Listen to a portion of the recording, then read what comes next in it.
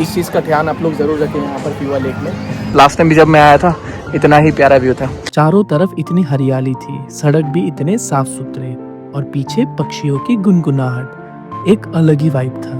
और धीरे धीरे मैं गुप्तेश्वर केव की तरफ बढ़ने लगा। नमस्कार दोस्तों, वेरी गुड मॉर्निंग फ्रॉम पोखरा। तो अभी होटल से नहा धोकर ब्रेकफास्ट करके मैं जा रहा हूँ गुप्तेश्वर केव की तरफ, जो मेरे होटल से लगभग 2 किलोमीटर की डिस्टेंस में है। आप लोग चाहे तो आप कार भी बुक कर सकते हैं, लेकिन जैसे कि मैं ब्लॉग बना रहा हूँ तो सोच रहा हूँ बाई वॉकिंग। तो देखते हैं, वहाँ चलते हैं और फिर वहाँ से मैं आपको दिखाता हूँ। काफ़ी प्रेफरेबल मौसम है, लोग अपने काम में जा रहे हैं, अगर आप देख सकते हैं। मतलब यहाँ पे जैसे कि टूरिस्ट डेस्टिनेशन है तो उसके हिसाब से भी लोग अपना अपना प्लान करते हैं। गुप्तेश्वर केव जाते जाते रास्ते में एक और एक मंदिर दिखा। ईश्वर महादेव मंदिर तो शायद बंद है, लेकिन आप यहाँ पे देख सकते हैं। और बाहर से व्यू कुछ ऐसा दिखता है। मैं जिस हॉस्टल में रुका था वहां से गुप्तेश्वर केव की दूरी लगभग 4.5 किलोमीटर की दूरी पर थी। और सुबह जब मैंने कैब का भाड़ा देखा तो लगभग 450 रुपये दिखा रहा था। सोचा थोड़ा चल के ही निकल लेते हैं, उसी बहाने पोखरा एक्सप्लोर भी हो जाएगा। दोपहर का वक्त था और हल्की सी धूप में हल्का ठंड भी लग रहा था। फिर पोखरा का स्ट्रीट्स वगैरह एक्सप्लोर करते करते मैं पहुंचा पोखरा के एक लोकल पार्क में, जो पोखरा लेक का एक एक्सटेंशन भी है, जहाँ पर लोकल्स वगैरह आकर थोड़ा रिलैक्स भी करते हैं। बच्चे, बूढ़े, औरतें सभी लोग वक्त बिताने आते हैं। पहले तो इस पार्क में शायद बोटिंग वगैरह भी होती होंगी, लेकिन शायद समय चलते आज वो बंद थी। और हाँ, जो पोखरा लेक की मैं बात कर रहा हूँ उसे फीवा लेक भी कहा जाता है, जो आज मैं शाम में बोटिंग करने जा रहा हूँ। और उसके बाद मैं पहुंचा पोखरा के सबसे ऑथेंटिक रेस्टोरेंट थकाली किचन में, जहां पे मैंने ऑर्डर किया था ऑथेंटिक थकाली किचन सेट, जहां पे दाल सब्जी से लेकर सारी चीजें मौजूद थी। वैसे गुप्तेश्वर केव जाने के लिए आप यहाँ पर टैक्सी बुक करके भी जा सकते हैं, लेकिन मेरा बजट थोड़ा टाइट था, इसीलिए मैंने आज सोचा 3 किलोमीटर आराम से चल लेते हैं। और जैसे जैसे मैं चलता गया मुझे लगने लगा कि मेरा डिसीजन पूरा सही था। चारों तरफ इतनी हरियाली थी, सड़क भी इतने साफ सुथरे और पीछे पक्षियों की गुनगुनाहट, एक अलग ही वाइब था।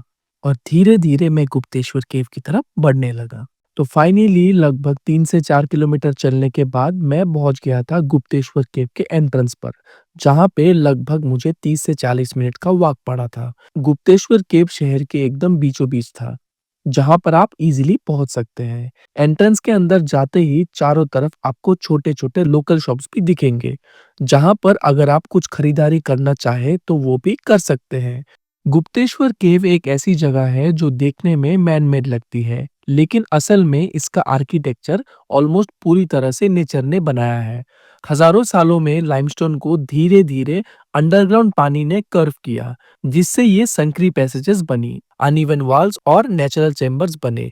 यहाँ ह्यूमन इंटरवेंशन बहुत ही मिनिमल रखा गया है, सिर्फ बेसिक स्टेयर्स, रेलिंग्स और लाइटिंग्स ऐड की गई है, ताकि केव का ओरिजिनल स्ट्रक्चर बिल्कुल अनटच रहे। केव के अंदर हवा का फ्लो भी काफी नेचुरल फील होता है, क्योंकि यहाँ क्रैक्स और वाटर चैनल्स का एक नेचुरल वेंटिलेशन सिस्टम काम करता है। सबसे फैसिनेटिंग बात यह है कि केव के अंदर का हिस्सा डायरेक्टली डेविल्स फॉल के अंडरग्राउंड फ्लो के साथ अलाइन करता है, इसीलिए अंदर पानी की जोर जोर से आवाज सुनाई देती है। अंदर स्थापित शिवलिंग भी रैंडमली नहीं रखा गया, वो एग्जैक्टली उसी जगह है जहां केव की छत से पानी नेचुरली टपकता रहता है, जो एक कंटिन्यूअस अभिषेक का सिंबल है। गुप्तेश्वर केव किसी आर्किटेक्ट का डिजाइन नहीं, बल्कि टाइम, वाटर और फेथ का एक परफेक्ट क्रिएशन है। मेन केव 2 चैम्बर्स में डिवाइडेड है। केव का सेकंड सेक्शन मॉनसून सीजन के दौरान बंद कर दिया जाता है, ताकि हाई वाटर लेवल की वजह से लोगों को डूबने का रिस्क ना हो। जब आप केव के इनर पार्ट्स की तरफ बढ़ते हो तो आपको छोटे छोटे साइंस भी दिखते हैं, जो लॉर्ड शिवा को डेडिकेट किए गए हैं। गुप्तेश्वर महादेव केव में एंटर करते ही सबसे पहली चीज जो आप नोटिस करोगे वो है अंधेरा। अब यहाँ लाइटनिंग फैसिलिटी अवेलेबल है, लेकिन वो पूरी सराउंडिंग्स को क्लियरली देखने के लिए काफी नहीं होती, इसीलिए रिकमेंड किया जाता है कि आप अपने साथ एक टॉर्च जरूर कैरी करें। जैसे जैसे आप स्टेयर से नीचे डिसेंड करते हो, सबसे पहले आप एक काउशेड देखेंगे। केव के अंदर काउशेड देखना काफी अनयूजुअल लग सकता है, क्योंकि केव रिलीजियस है। काऊ की इमेज कुछ ट्रैवलर्स को थोड़ी अनसेटलिंग लग सकती है, लेकिन जब आप ध्यान से देखते हो तो पता चलता है कि काऊ एक शिवलिंग के ऊपर खड़ी है। इसका मतलब ये है कि काऊ लॉर्ड शिवा की रक्षा कर रहा है। शेड के पास एक छोटा सा टनल भी है जिसे आप एक्सप्लोर कर सकते हैं। वहाँ एक डोनेशन बॉक्स भी रखा गया है जिसमें अगर आप चाहें तो डोनेशन कर सकते हैं। आगे बढ़ने पर आपको छोटे छोटे श्राइन्स और हिंदू डेटीज के छोटे छोटे स्टैचूज दिखेंगे। यहाँ एक शिवा टेम्पल भी है जहाँ फोटोग्राफी को लेकर काफी स्ट्रिक्ट रूल्स है। गार्ड्स और केयरटेकर्स भी होते हैं जो किसी भी रूल के वायोलेशन पर मना कर देते हैं। फाइनली मैं गुप्तेश्वर केव से बाहर आ चुका हूँ। तो ऑलमोस्ट लाइक जैसे कि मैंने आपको बताया, जितना हो सके मैंने आपको दिखाया। वहाँ पे एक शिवलिंग भी था बहुत ही खूबसूरत, जहाँ पे कंटिन्यूस अंदर से पानी गिर रहा था और वहाँ पे रिकॉर्डिंग करना बहुत ही मुश्किल था। तो जितना हो सका, जैसे कि मैंने बताया, मैं कोशिश किया, वो भी छुपके छुपके लेकिन हाँ, आप लोग पोखरा जब भी आ रहे हैं तो आप लोग गुप्तेश्वर केव विज़िट करना बिल्कुल भी ना भूलें। वो आपके बकेट लिस्ट में ज़रूर होना चाहिए और काफ़ी खूबसूरत और काफ़ी धार्मिक। एज ए हिंदू आप लोगों को ज़रूर ज़रूर ज़रूर विज़िट करना चाहिए। तो मैं अभी आया हूँ नेपाल टूरिज़्म बोर्ड, जहाँ पर अगर आपको जैसे कि मनासलू या फिर अन्नपूर्णा या फिर गुप्तेश्वर का ट्रिप करना चाह रहे हैं या फिर ट्रैकिंग करना चाह रहे हैं बेसिकली, तो आपको परमिट बनाना पड़ेगा, जिसका बेसिकली 2 प्रोसेस है। आइदर आप वाया ऑनलाइन भी बना सकते हैं या फिर आपको नेपाल टूरिज़्म बोर्ड आना है, जहाँ पर आपको परमिट वगैरह बनाना पड़ेगा। आपको like number of day specify करना पड़ेगा, शायद एक फॉर्म भी फिलअप करना पड़ सकता है। उसके बेसिस में आपको परमिट मिल जाएगा। ऑनलाइन का भी सेम प्रोसेस है। विदाउट परमिट आप वहाँ पर नहीं जा सकते, क्योंकि वो एक कंजर्वेटरी एरिया है और कंजर्वेटरी एरिया में जाने के लिए आपको परमिट की सख्त ज़रूरत है। तो इस चीज़ का आप लोग ध्यान ज़रूर रखें जब भी मनासलू, अन्नपूर्णा या फिर आप कोई भी मतलब प्रोटेक्टेड रेंज मतलब में ट्रैकिंग करना चाह रहे हो नेपाल में, तो उसमें आप लोग परमिट ज़रूर बनाएं।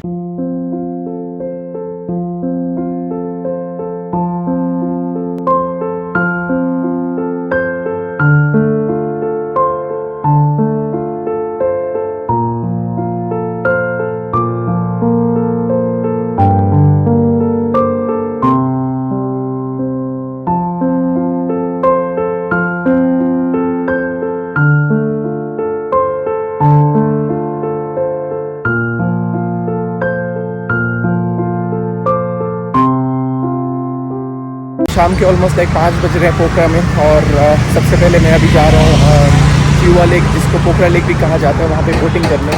लास्ट टाइम मैं जब 3 साल पहले किया था, वहाँ पे ऑलमोस्ट लाइक प्राइस मेरे को पड़ा था अराउंड 900 नेपाली रुपीज़। अभी पता नहीं अभी का प्राइस शायद थोड़ा सा चेंजेस हुआ है अभी, तो वहाँ पर जाकर ही पता चलेगा। तो फिर वहाँ पर चलते हैं और वहाँ पर मैं आपको व्यू दिखाता हूँ।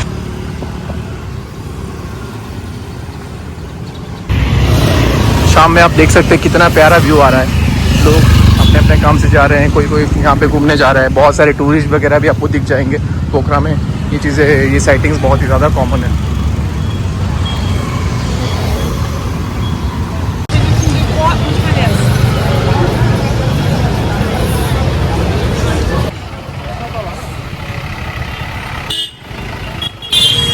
कितना प्यारा व्यू आ रहा है यहाँ से, अगर आप देख सकते हैं। फ्यूआ लेक एकदम सामने ही है, बस पास में ही है। वहाँ से, यहाँ से लगभग 50 से 100 मीटर की दूरी पर है। फिर वहाँ पर बोटिंग वगैरह करने चलते हैं। होपफुली टिकट वगैरह मिल जाए और फिर निकलते हैं बोटिंग की तरफ।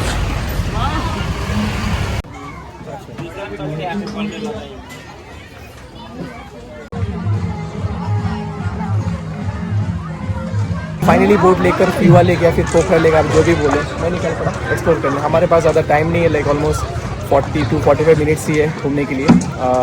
और जैसे कि मैंने बताया, ऑलमोस्ट 900 नेपाली रुपीज़ पड़ा है यहाँ घूमने के लिए। तो अगर आप व्यू देखें यहाँ से, काफ़ी प्यारा सा व्यू है। लास्ट टाइम भी जब मैं आया था इतना ही प्यारा व्यू था। वहाँ दूर में जाएंगे तो वहाँ से और अच्छा व्यू आता है। सबसे बेस्ट टाइम होता है यहाँ पर फ्यूआ लेक में बोटिंग करने के लिए वो शाम के वक्त। लेकिन कोशिश करें आप लोग 4:30 बजे के अंदर ही आ जाए, क्योंकि फिर 5 बजे के बाद एक तो रश होता है और दूसरा चीज़ टाइम कम होता है यहाँ पर घूमने के लिए। तो इस चीज़ का ध्यान आप लोग ज़रूर रखें यहाँ पर फ्यूआ लेक में। हाँ, अगर आप खुद से भी बोटिंग करना चाहें तो उसका भी अलग फैसिलिटी है, वो भी आप लोग वहाँ से कर सकते हैं। वहाँ सिंगल सोलो बोट भी आप लोग कर सकते हैं। तो वहाँ पे एक सोलो लड़की शायद जा रही है, वहाँ पर बोटिंग वगैरह कर रही है। और वहाँ से ये है यहाँ का व्यू, काफ़ी प्यारा व्यू है। छोटी एक पहाड़ी होती, झरना एक वहां पर होता, उसी पहाड़ी के ढलान पर काश हमारा घर भी होता।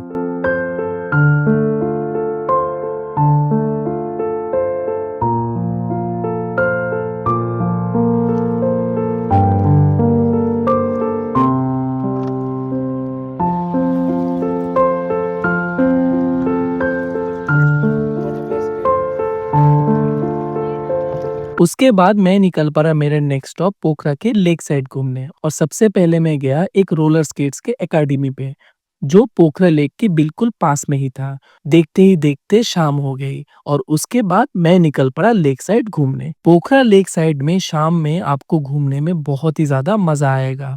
ये चीज आप लोग बिल्कुल भी ना भूले। जब भी आप पोखरा आ रहे हैं, अगर आप बोटिंग ना भी करें लेकिन कोशिश करें शाम के वक्त ऑलमोस्ट लाइक 5 साढ़े 5 बजे के बाद अगर आप पोखरा लेक साइड भी घूमे ड्यूरिंग विंटर्स तो आपको घूमने में बहुत ही ज्यादा मजा आएगा। वहाँ का वाइब भी अलग है। चारों तरफ गाने, हल्का म्यूजिक, एक अलग ही वाइब होती है।